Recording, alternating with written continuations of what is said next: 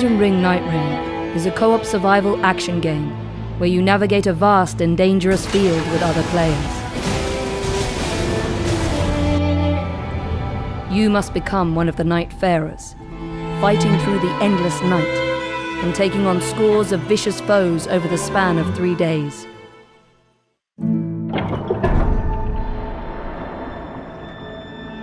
Once a country that thrived thanks to the power of gods, Limveld is now nearing its end, gradually being eroded by the night that has saturated the land. You will be deployed to Limveld to hunt the Night Lords as a level 1 character. In your current state, you won't stand a chance against that type of overwhelming power. You must gain the strength to survive by moving swiftly and skillfully. It's up to you to choose your route within the limited time you have before night falls. You can choose to hunt enemies and level up. Search for treasures, weapons, and items. Infiltrate bases guarded by soldiers to gather information from hidden operational maps. Or challenge powerful enemies, wandering the land and lurking in heavily infested fortresses to obtain equally powerful rewards. Whether you choose to move together or divide and conquer, your character's skills, playstyle, and traits should guide your priorities.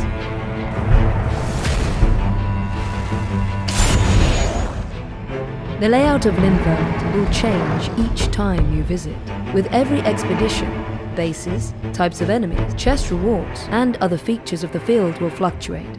Sometimes your exploration may be interrupted by enemy ambushes, or you may encounter unpredictable events, like sudden meteor strikes. Even more dramatic changes can also appear, like erupting volcanic craters bubbling with lava, or dark forests shrouded with corruption that rots anyone who dares explore it. In this constantly shifting world, you will face new choices as the battlefield evolves with each expedition. Evaluate every situation, use your skills to fight back, and survive through the night.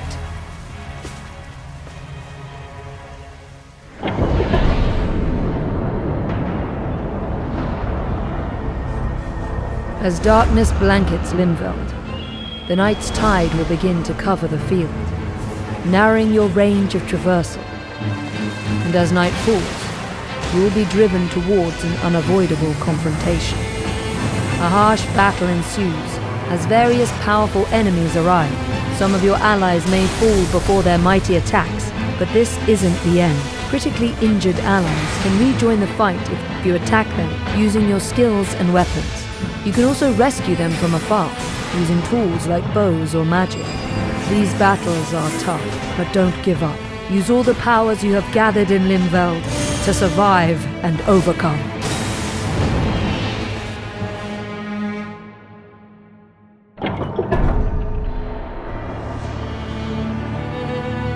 Eight Nightfarers assembled to defeat the Night Lord. Each Nightfarer possesses different weapons and unique passive abilities, skills, and ultimate arts. Wilder, a knight proficient in a wide range of melee weapons, can throw grappling hooks to pull enemies, or swiftly close distances. He can also launch explosive iron spikes that deal a powerful blow to any enemy. Guardian, a warrior equipped with a massive shield, excels in defense.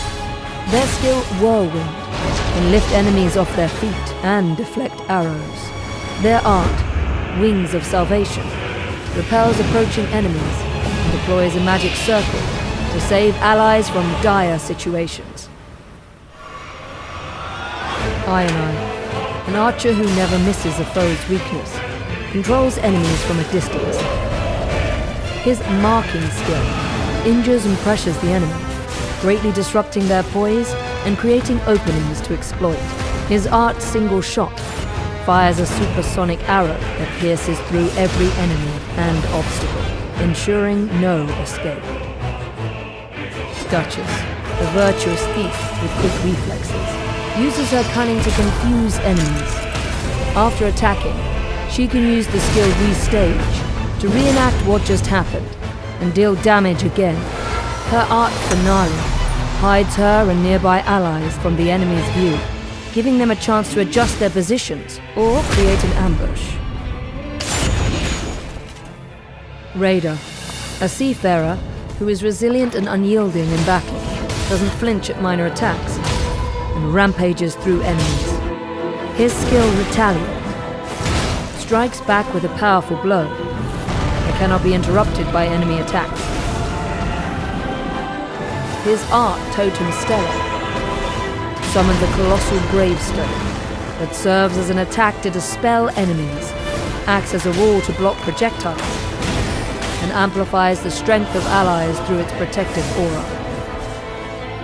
Recluse, a wielder of ancient magic, collects the elemental attributes attached to enemies and allies to produce different types of powerful magic, such as lightning-based or fire-based spells.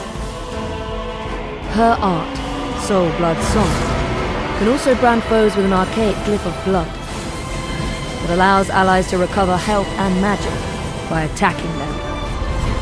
By mastering the style, skill, and ultimate arts of these Nightfarers, you may be able to survive and defeat the night.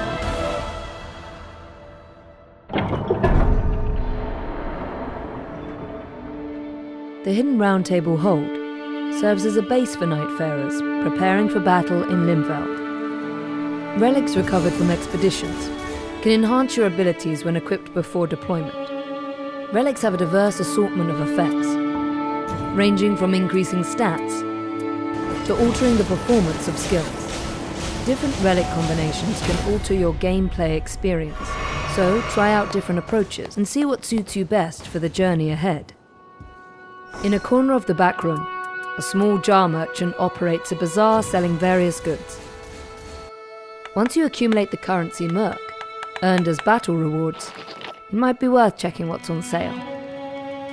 Using the fitting mirror, you can unlock new costumes with Merc and change your appearance. These outfits allow you to change your Nightfarer's style to suit your tastes. Some costumes might even look familiar. As you battle against the night, fragments of your lost memories may return, giving you glimpses of who you once were. By recovering these fragments of lost memory, you can fill in the blanks of your Nightfarer's blurred recollections. In these memories, conversations with other Nightfarers or residents of the Round Table Hold might reveal new objectives. Achieving these goals during adventures in Limveld will help unravel the past, revealing each Nightfarer's origins and purposes. See why they have come together at this Round Table Hold, and why they fight.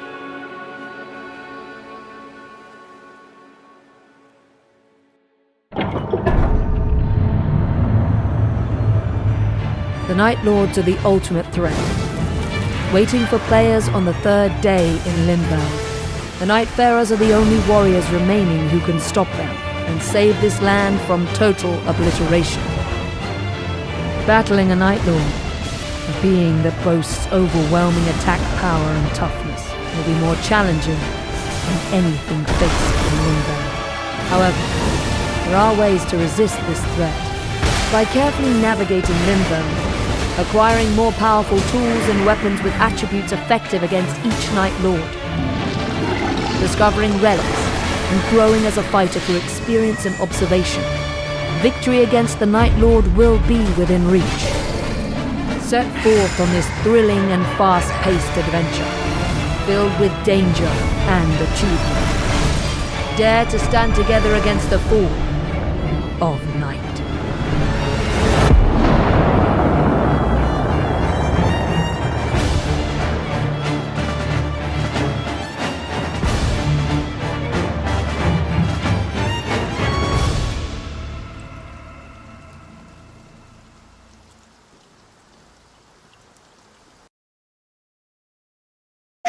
I have 1,000 questions.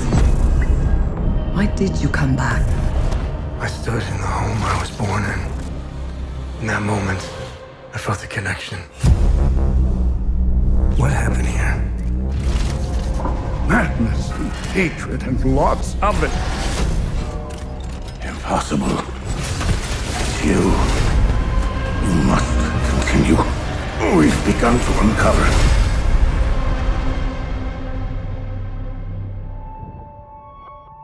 Hi everyone, I am Jonathan Jacques Bellatet. I am the creative director and the art director on Hell Is Us here at Rogue Factor. So today I'm super excited because we're going to show you some brand new gameplay, some new sequences, and some new tidbits from the game that we've never shown before. Hell Is Us is a third-person action-adventure game that blends the old-school thrill of exploration and discovery with a deeply satisfying melee combat system. You're going to wield a lot of different weapons, master various skills, and strategically use your drone's abilities to gain the upper hand in battle. But combat is only 50% of the experience. The other half of the game is all about the exploration, the discovery, the joy that's related to them, and how they play a central role in your journey. Do you know where the village of Jova is located? It's in Akasa Marshes. It's quite a ways from here. So you play as Remy, and you're returning to the country you were born in. The country is called Ainda, and search for answers, but only to find that the land is torn apart by a vicious civil war. With only a few pieces of information to start with, so you'll have to investigate to uncover the truth about your past and figure out where to go next. But unlike traditional games, Hell Is Us doesn't rely on quest markers or a guided path. There's no magical compass pointing you in the right direction, and there's no quest journal with, the shopping list of everything that you need to do and in which order. But instead, our player plattering approach encourages you to follow your own instincts, discover clues organically, and chart your own course through the adventure. In this sequence, we just arrive at a village called Jova. This is the village where Remy was born. He remembers that. He also remembers one more clue, which is his father was the blacksmith of Jova. So these are kind of like the earliest clues that you have in the game in order to decide what to do, where to go, who to talk to, and how to chart your own path into trying to find your parents.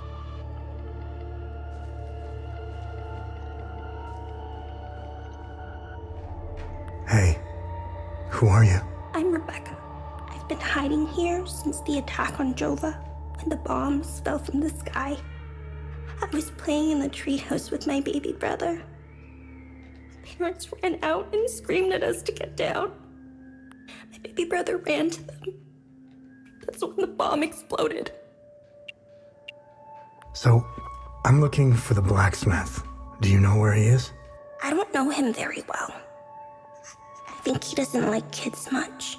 I saw some villagers leaving with the ON peacekeepers on their white trucks. Maybe he went with them. Hey, did you see where the white trucks went? I watched the white trucks drive away. They took the road that turns behind the hill with the ancient monuments. We can see them from here.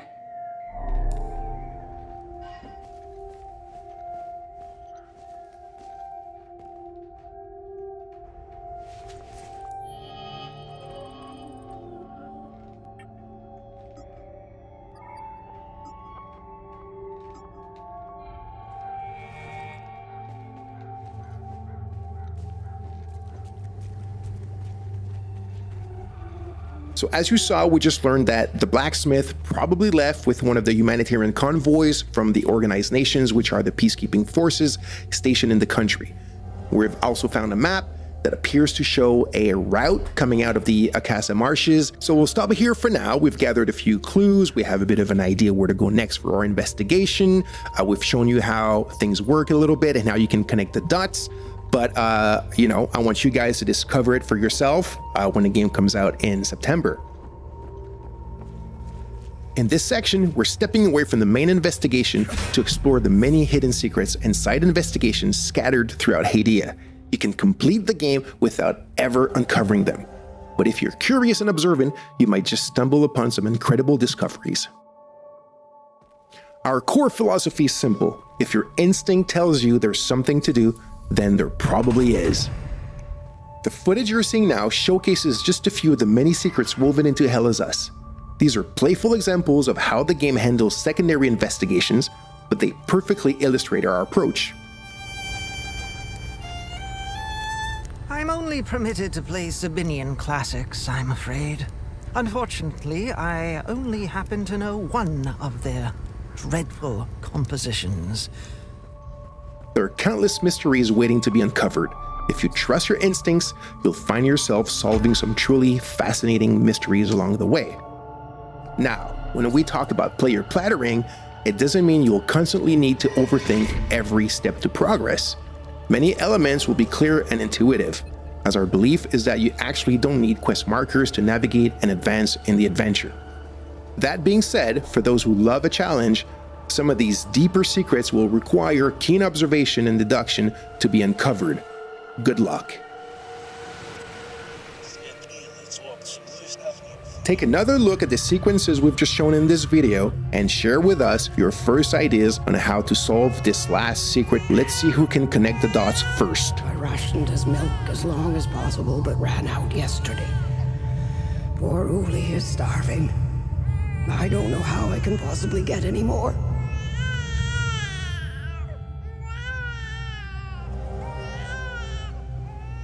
Thank you all so much for tuning in.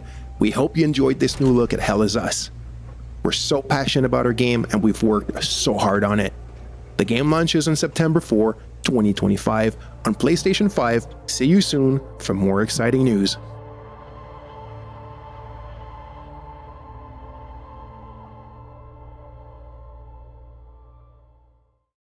PlayStation.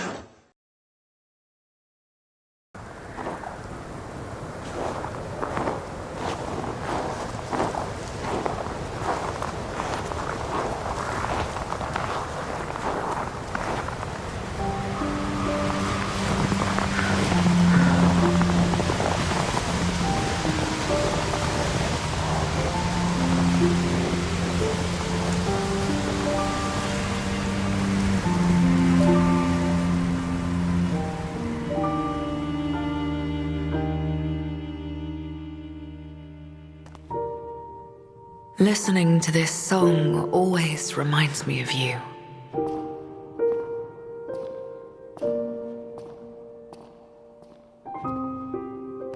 But now you belong to the past.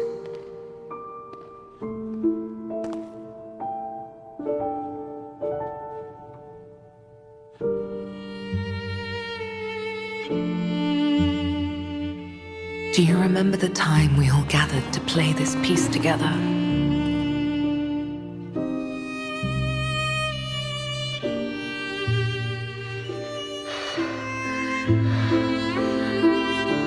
I never got to say farewell.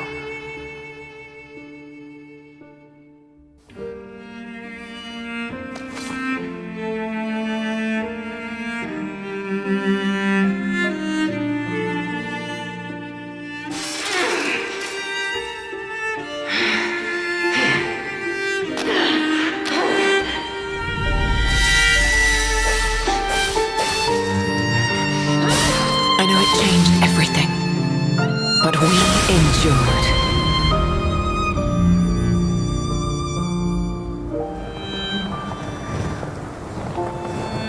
Perhaps someday, if we can cross the bounds of time, we'll meet again.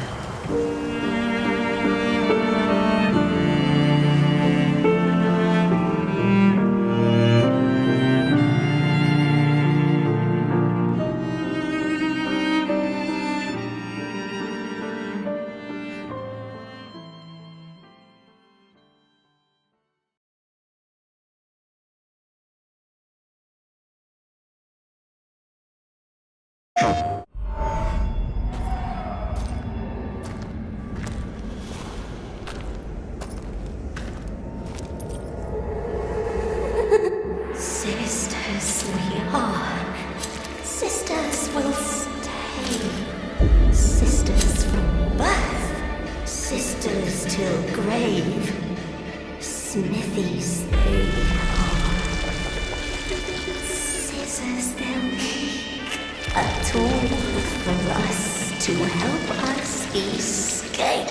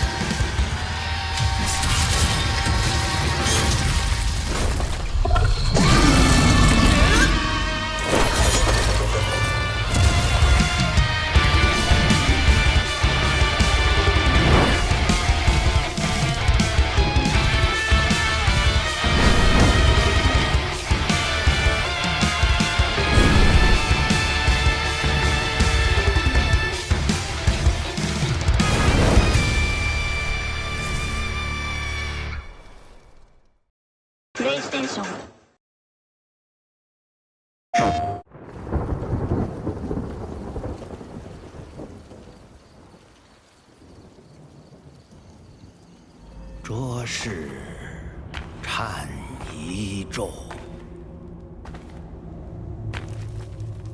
钟鸣瓦夫歌，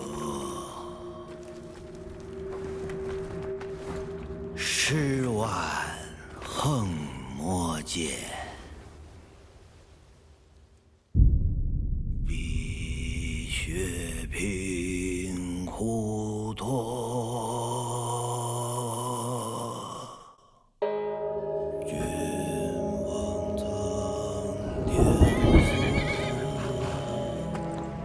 春秋气醉我，但闻青史外，谁家妻儿说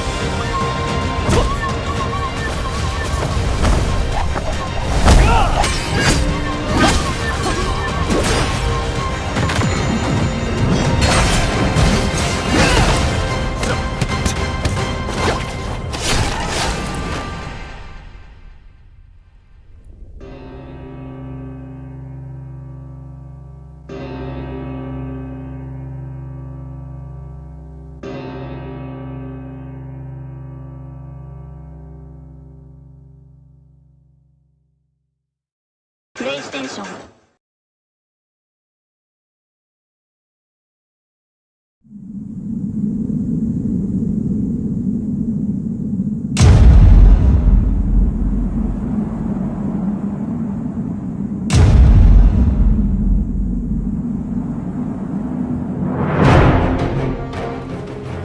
Hello, everyone.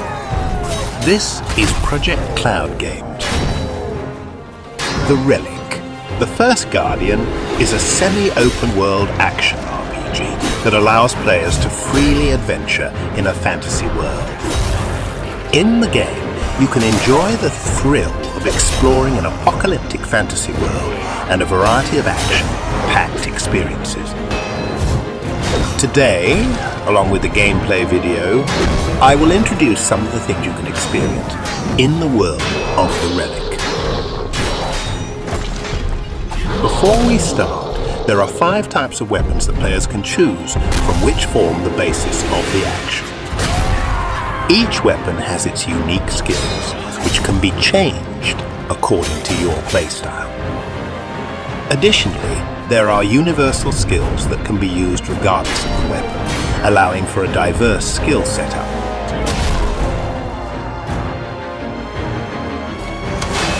One-handed weapons and shields are specialized for integrated offense and defense, offering balanced gameplay. Shields provide stable protection, while one-handed weapons subdue enemies in front.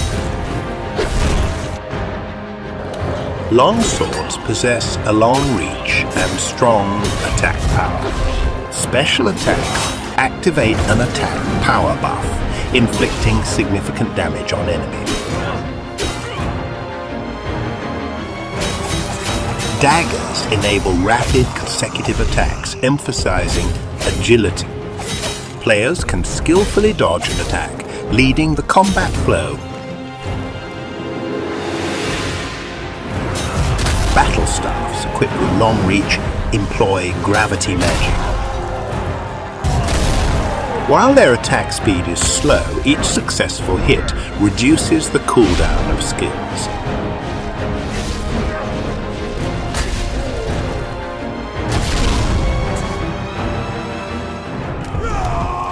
two-handed weapons deliver powerful attacks, quickly draining enemy stamina.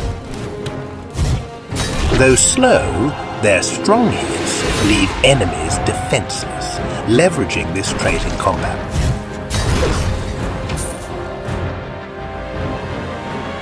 In the relic, characters do not have levels. Instead, runes, item, crafting are used to strengthen the character. Players will embark on an adventure as Guardian to collect the pieces of the great relics and close the void in the ruined continent of Arsilthus, which has been devastated by monsters called Brutal. Please don't take it the wrong way. I'm just saying this because you might not know. Priest Egwis of This journey allows players to meet various people in different regions and experience intriguing stories.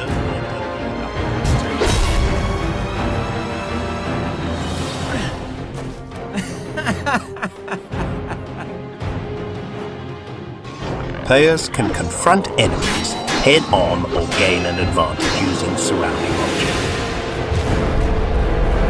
With various situations arising from monsters, terrain, and weapon attributes, the game offers diverse gameplay experiences.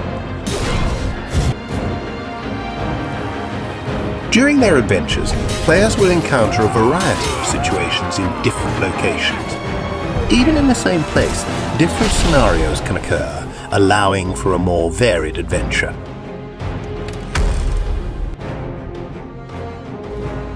Players will explore different regions, each with its unique atmosphere, and experience different vibes within the same area, depending on the situation and location.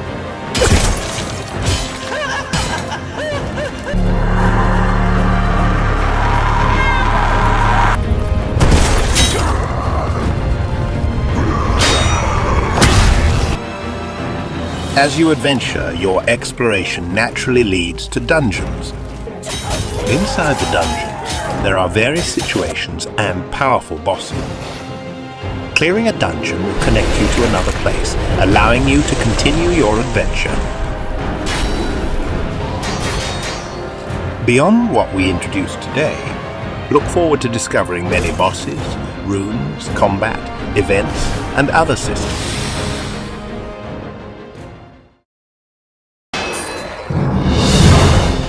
The Relic, the first Guardian, is currently under intensive development ahead of its release on consoles and PC. Please look forward to more updates.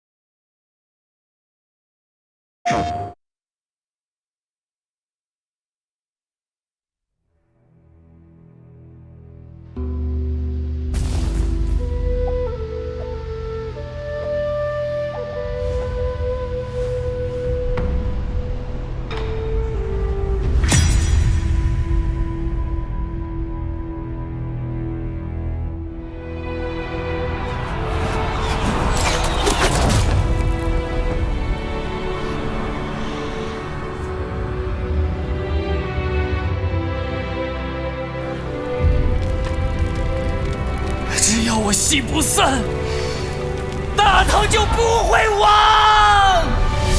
那就再唱下去吧。到底是人活进了戏里，还是戏本就因人而在？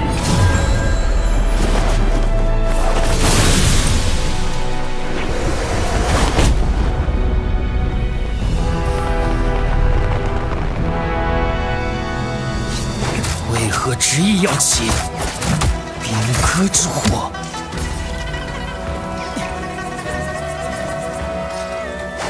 这把剑，我本不想沾血。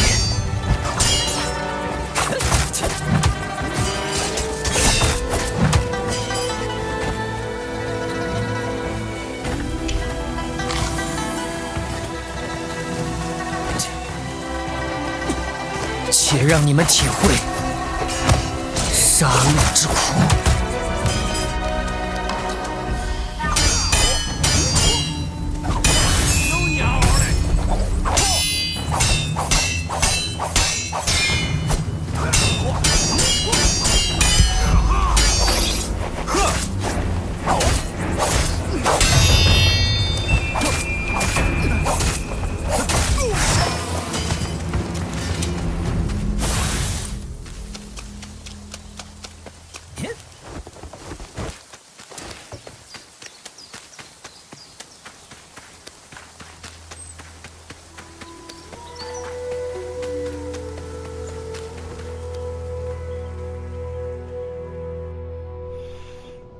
你来了。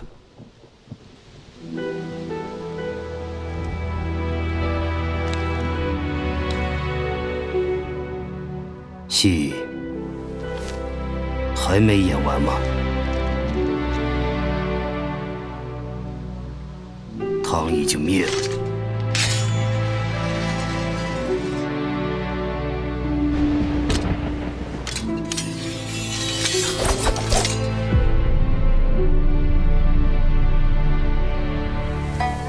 天下易主，旧姓不存，你还能为何而战？大唐之命系于4年，人在则唐不灭。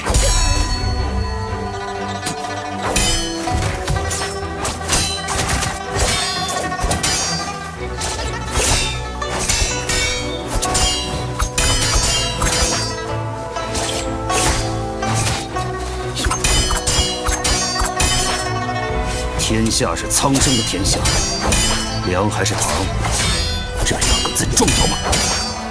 大唐福泽万年，逆贼杀戮无道，如何相提并论？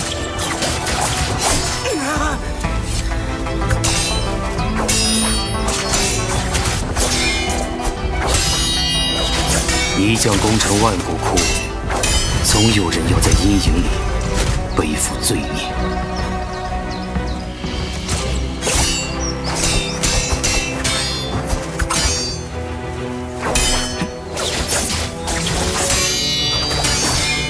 你那戏里的唐，真是你心中所念的唐吗？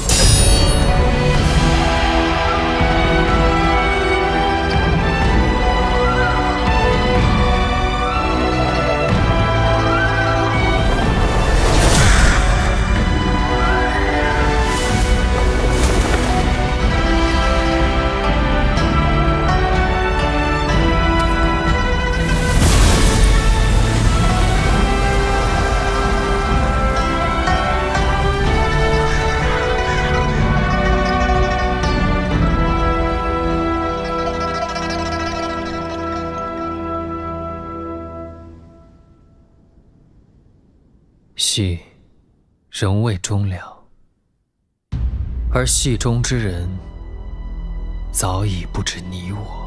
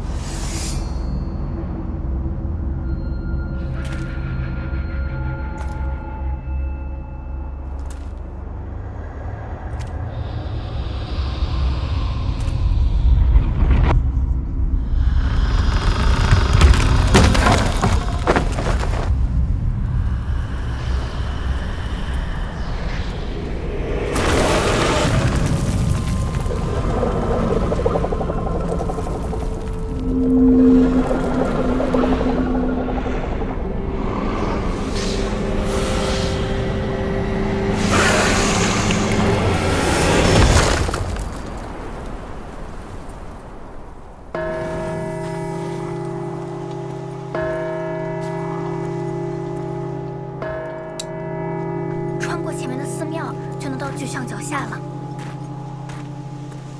他会出现吗？现实不会抛弃崇拜，换成格萨也会遵守约定。如果他见到我之后发现我不是，放心，只要按我说的做就好。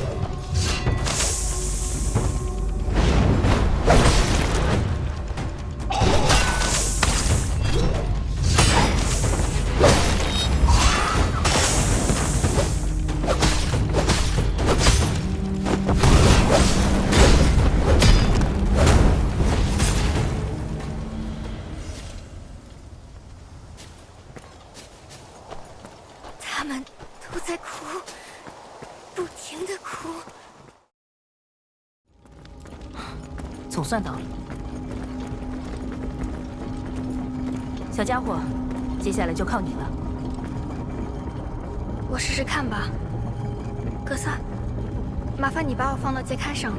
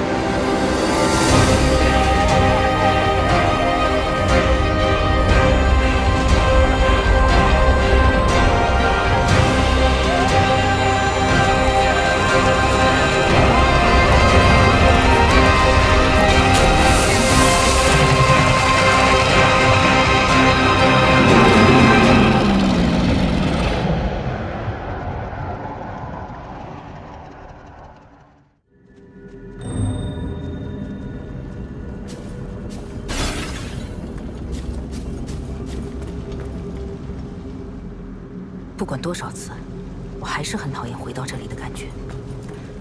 雨界现在还不太稳定，接下来跟紧我一点。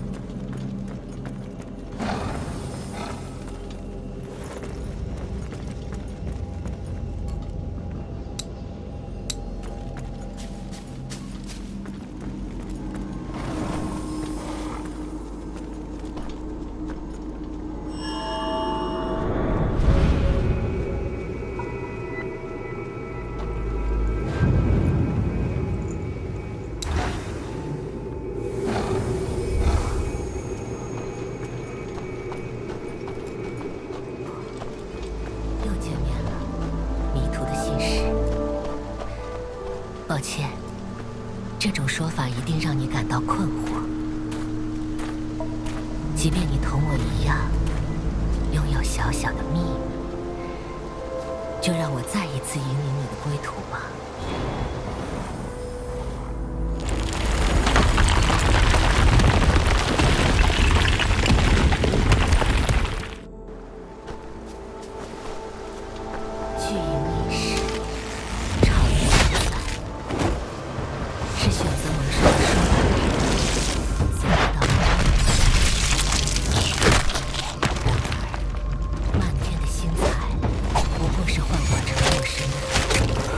只属于这样。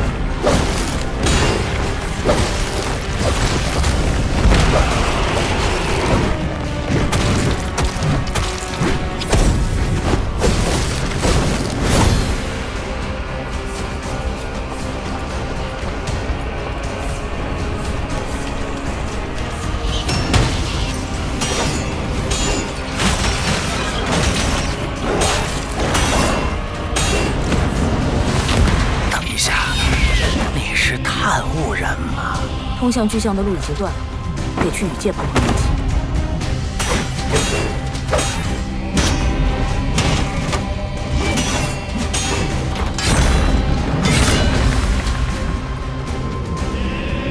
你最好知道自己在说什么。无限探无人不会有什么好下场。奇怪，这里怎么会出现秽物？要不是小家伙的血灵把我带到这儿，你们就全完了。我们原本想顺着朝圣的路前往巨象，没想到出了点意外。如果还有时间，我倒是想让你多睡。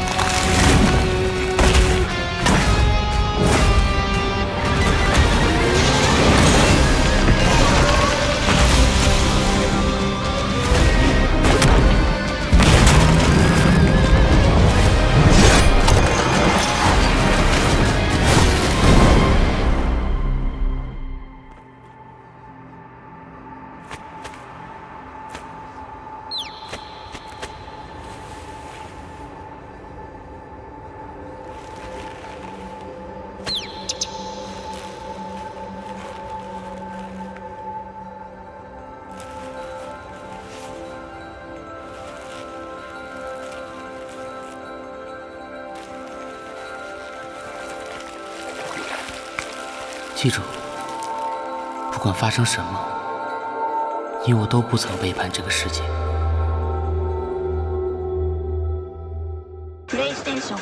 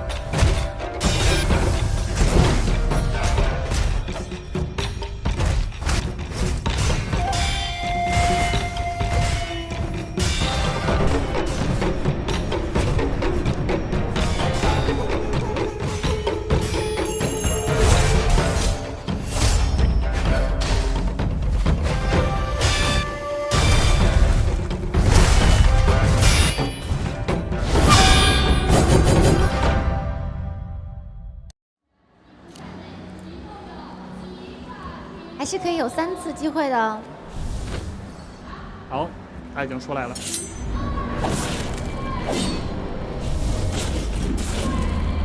哇！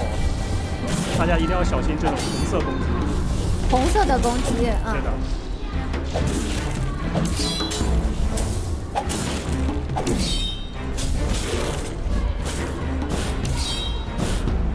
所以看得出来，这个 BOSS 也是带位移和闪避技能的他。是的。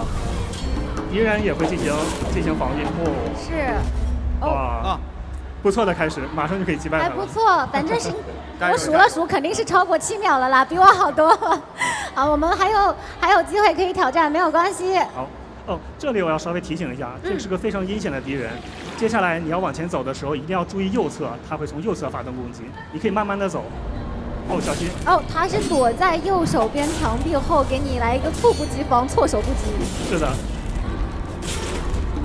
好，这里要小心他的红色攻击。哎，我们稍微好像有一些些的卡顿，没关系。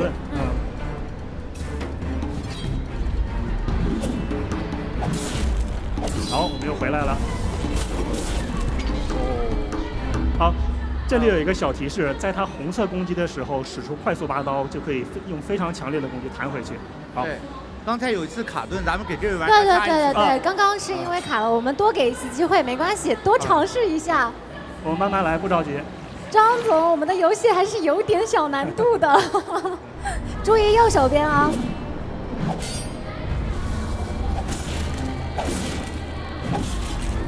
哦，非常好，哎，非常漂亮。啊，这个闪避就很好。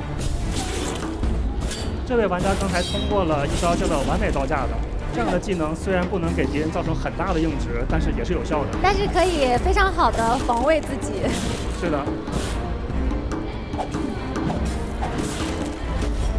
好，使出快速拔刀，哇，就差一点点。所以是在它红色光亮的时候就直接快速拔刀，还是在它需要攻击过来的时候找准那个时机快速拔刀？找准这个时机，但是我们在这点设计的是比较容错率比较高的，所以稍微提早一点也是可以，也是有效的。我们多给几次挑战机会嘛。也想多看一看这个 BOSS 的战斗技巧和战斗技能。哦，很漂亮。刚才有个小细节，可能有些玩家注意到了。当敌人防御的时候，我们用飞踢可以大幅的增加他的白热值。一旦白热值满，对方就会瘫痪，可以处决他了。哦，非常漂亮。那铃声已经越来越好了。哇，已经进入状态了。一遍比一遍优秀，现在不但学会了防御，还学会了进攻。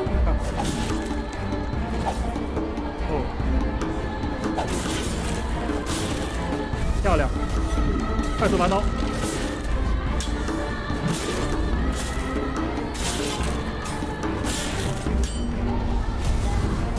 哇，决定性的一击，太漂亮了！哇！而且是在他释放红色攻击前，直接给他一刀毙命。是的，这位玩家即使没有使用快速拔刀，依然轻松的击败了敌人。对，虽然我们没能在3次内挑战成功，但是每一次，我真的是看到你的长进，真的是一次比一次好。但是注意一定要控制距离哦。控制好距离，但所以太远也打不到。是的。要掌握好这个远程攻击的一个距离，那远距离的攻击可能更容易拿下我们这一波的 BOSS。近战不占优势哈。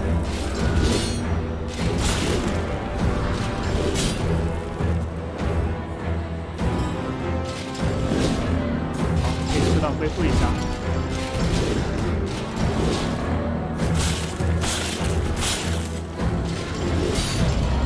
攻击后背永远是个好选择。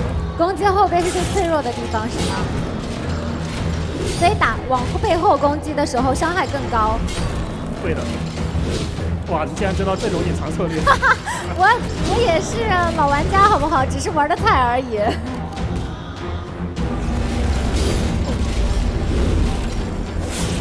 即使强壮的敌人的红色攻击依然是可以反击的哦。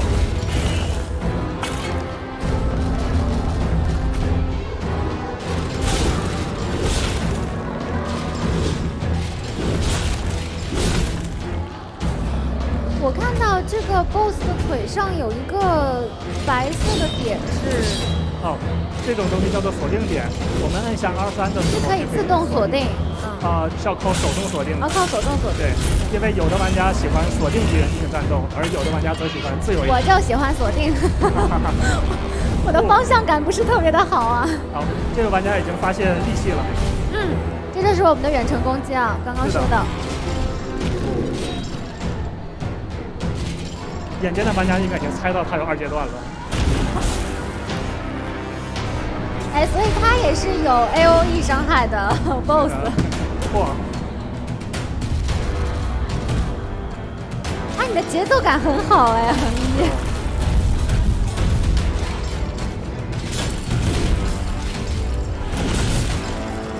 哇！有点可惜，但是我觉得我们再给几次机会，应该会完成的更好，已经不错了。打得非常漂亮，我是第一次看到人很轻松的跳过那3次波，是吧？对，我真的觉得他掌握的那个节奏感非常的好。是的，完美的躲避了攻击。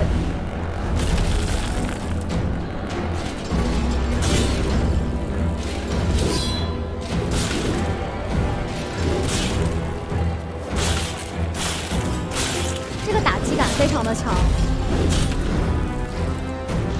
刚刚那一个红色的攻击算是完美躲避的吧？是靠玩家精准的走位来躲避的。他是一个翻滚，侧身翻滚躲避了那一套攻击。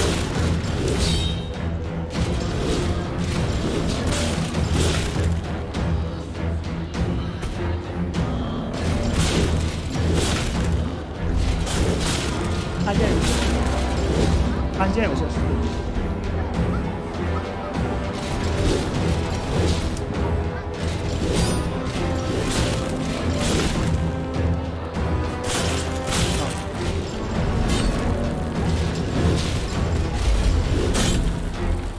刚才也是一次机会哦。刚刚的机会点在哪里？我要问一下，刚刚的机会点是在？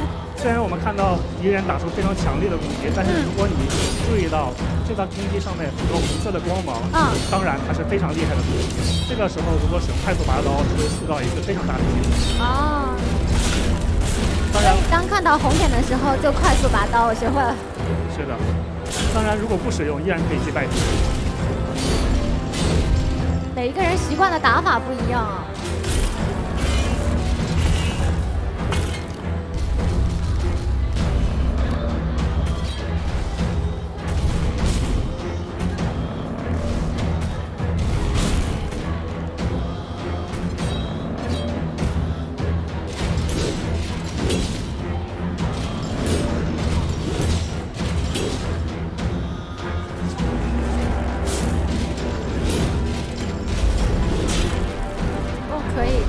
靠身法来躲。是的。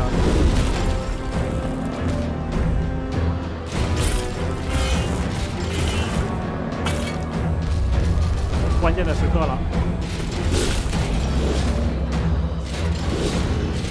我总感觉我们有点吃亏，这个 BOSS 的武器范围要比我们自己的武器要更广一些。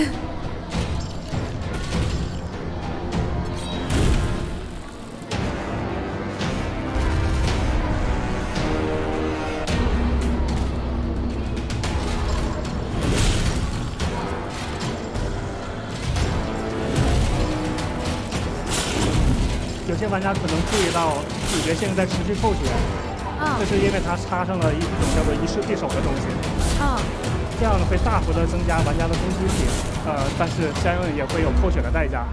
对，我建议可以不使用那个一式匕首，对，因为使用它你会持续降血，在这个容错率比较高的 BOSS 身上，不太划算。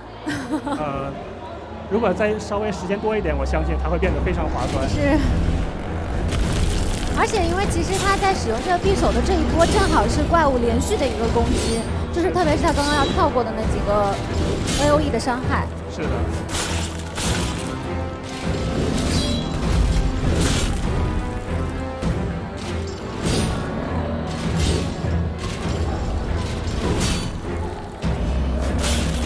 我感觉这位小哥哥的身法什么的其实没有什么太大的问题，更多的是要找准时机，如何出击，降低敌人的血量。说的太对了。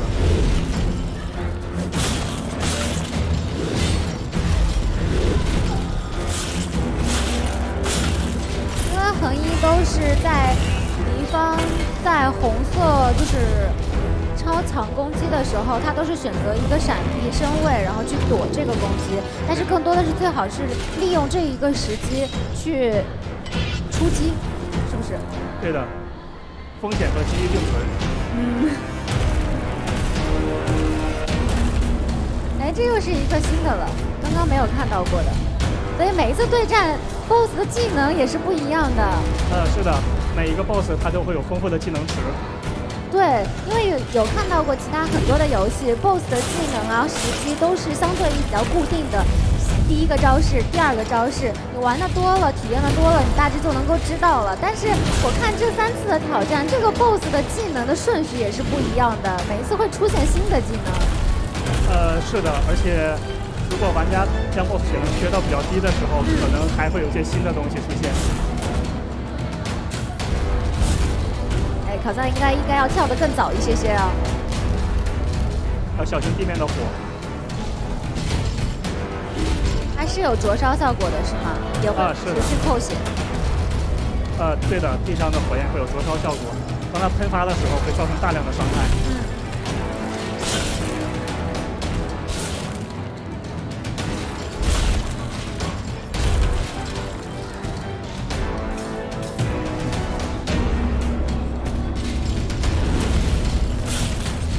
躲得很好。我已经有疼痛感了，救命啊！这位玩家打得太精彩了，我不知道该说点什么。哎，这两波都跳得很好。打得非常漂亮。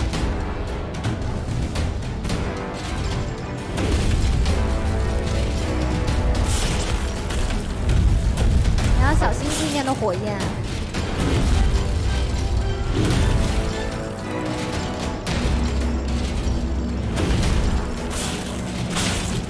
这个胯下穿过去就很帅，很帅。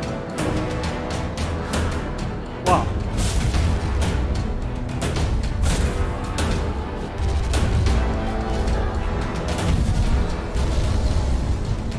好像是6下是吗？对的，这里隐藏了一个小技巧，如果玩家跑得足够远，实际上是不会受到伤害的。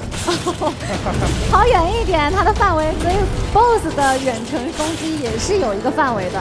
是的，但勇敢的玩家都会向前冲。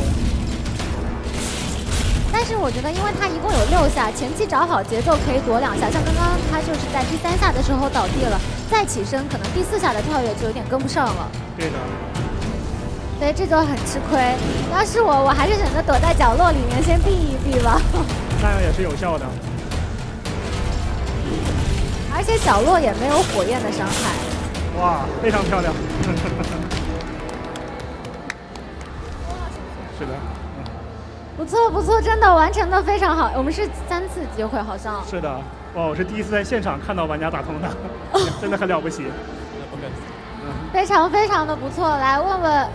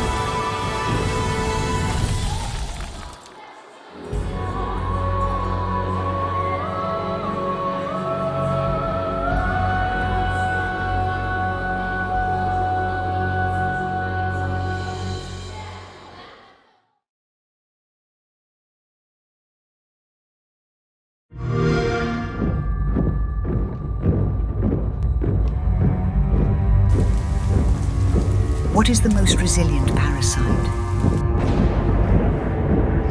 Bacteria? Virus? What are you talking about?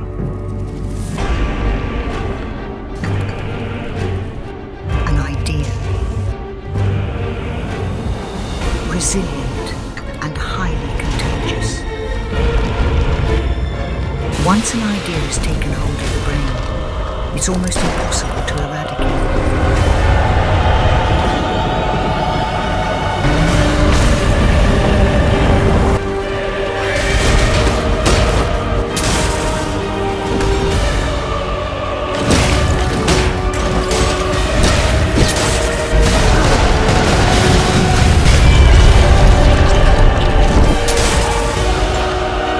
Finding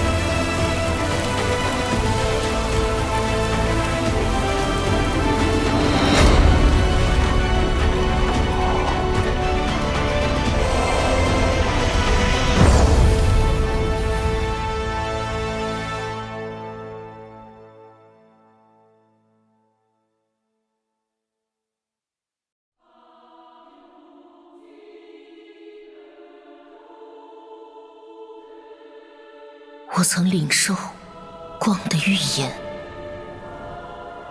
无信者的傲慢将命运引向黑暗与绝望。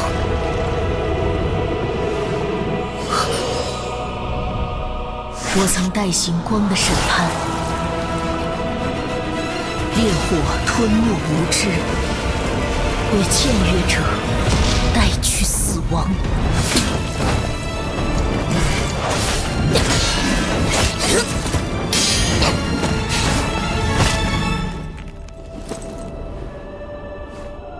而我回望那道光，背后却是最深沉的暗。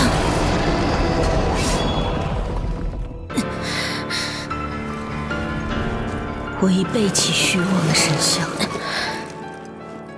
重新选择我的命运。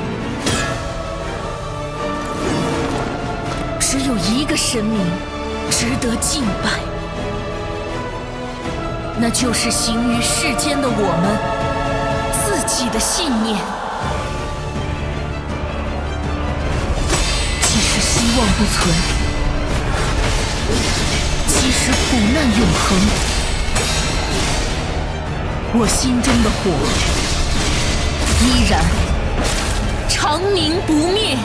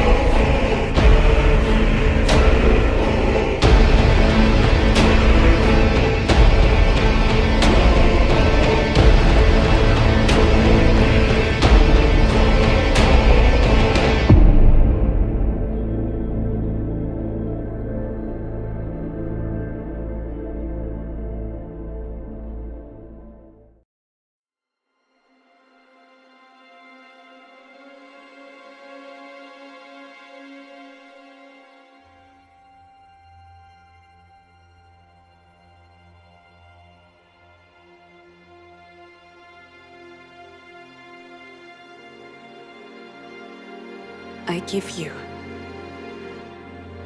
my blood.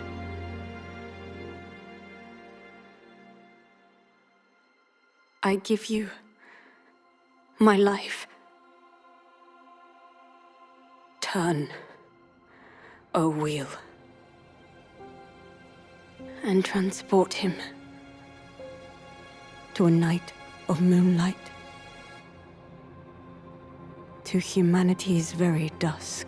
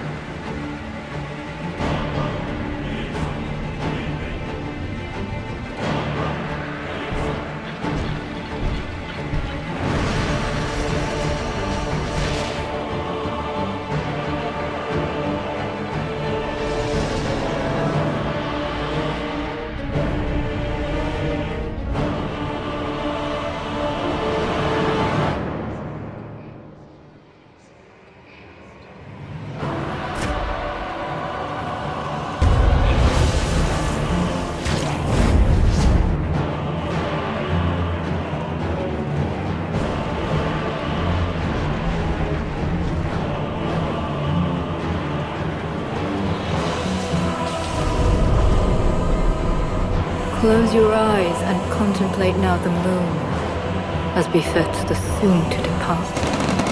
I pray that you are able, carrier of blood.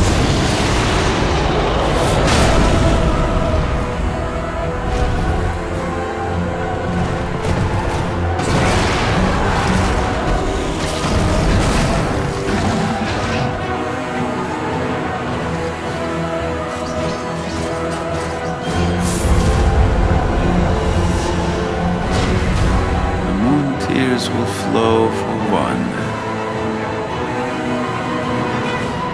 and one alone.